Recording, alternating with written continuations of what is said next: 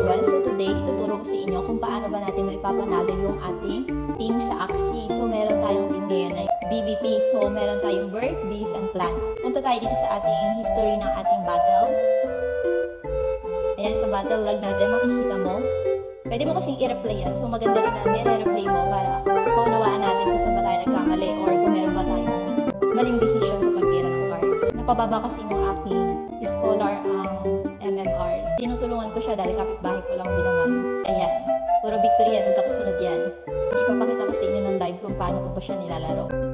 Ayan, back tayo. Ay, mag-aaral na tayo ngayon.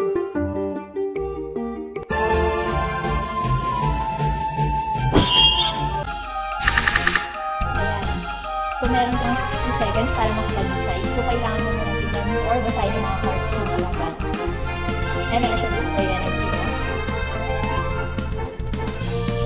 So, wala siyang plan. Cards na binibigay niya.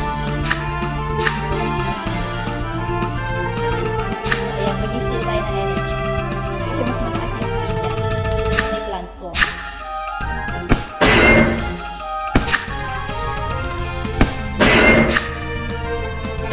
So, dapat pinibilang mo din kung ilan na yung energy na ginamit ang iyong kalaban para hindi ka nagbibigla sa next turn.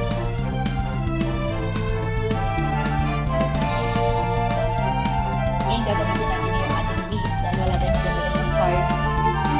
Ayan, gamitin na natin. 200 na natin para sure po yun.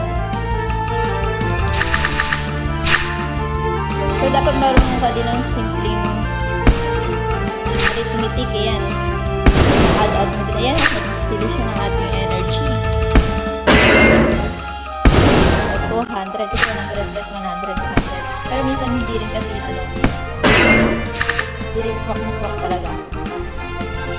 So yung bees, may hinakasin lang tayo dyan. Sana hindi pa ma-dead yung ating bees.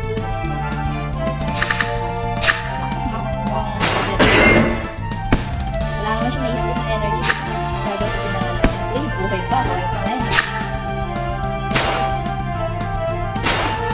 And 26 na lang. So yung plant kasi natin malaki siya sa may ako eh. So ang problema lang talaga natin is yung bees. Kailangan mapatay na natin ito. Pero hindi natin pwede gamitin yung dalawang card natin dito sa may bees. Pwede na natin gamitin ito sa may plant. Kasi sure ko lang mamatay na yun sa cards. So end turn mo lang.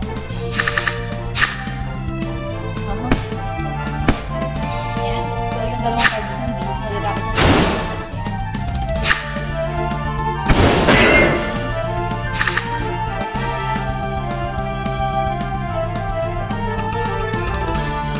Tayo mag-heal kasi baka hindi siya pumira. Ang gagawin natin, mag-steal tayo ng energy para kasi may last turn natin. Tatlo yung magiging tira natin. Kasi iba yung impact pag sabay-sabay mong tinitira yung cards. Tatlo sa paisisa lang. Ayan, magiging energy siya.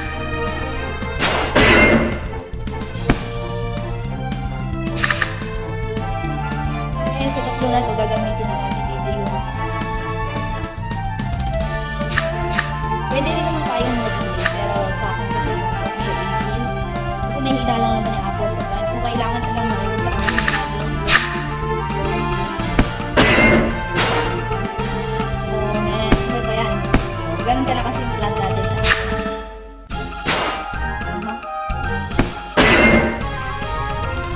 So, that's it. So, ayan, victory tayo. So, yung 90 ko, bibilangin mo din yung energy ng kalaban para hindi ka naguguluhan kapag next turn na or next round na. Bigla ka na lang magugulat, uy, ba't dumami yung cards niya? Kasi minsan, tumira lang siya ng isa sa may gulong round, diba? And check mo din kung meron siyang cards na meron cost ng 0 energy. So, importante yun. And syempre, yung pagkaka-line up ng iyong team. Katulad ko, pinakita ko sa inyo yung plant na sa dulo. Ngayon, syempre, alam ko kung saan mahina yung plant. So, yung plant mahina siya sa may base. So, kailangan mapatay ko talaga yung base. Kapag hindi ko siya napatay, alam ko na talo na ako sa dulo.